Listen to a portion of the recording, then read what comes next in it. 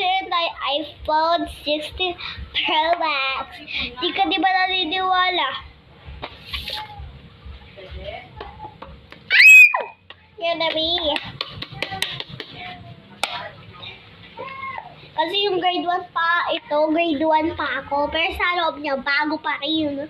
Grade 1 pa ako, kaya tinanggal ko na dito. Pwede lang kasi dito tanggalin. Sabi kasi mama, kapag grade 3 na daw, pwede ko na daw ito mag-send. Sabi na, di yung fake. Promise. Di daw to fake. Pwede daw akong fully paid to, guys. And I bought 16. Fully paid. Sabi na natin. Ayaw ko, be. Ayaw ko, be. Wow. Ay. Oh my gosh. Oh my gosh. Ay, be. Ito yung pangarap kong phone. Yung naiiba-iba. Yan. Yan ba yung pangarap kong phone? Sabi ko kay mama. At ginawa niya talaga. Diba? Sobrang bait ng mama ko. Hindi yan nagagalit.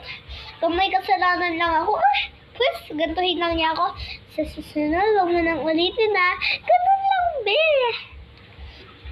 Ano may password yan? Ew! The password yan.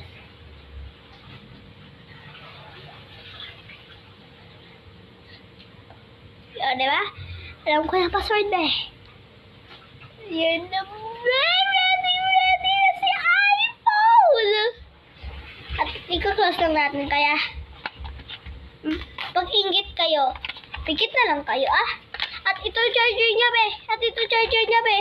At ito charger niya. Oh, Samsung Care. Oh. Meron pang tutorial. Alam na nga lang.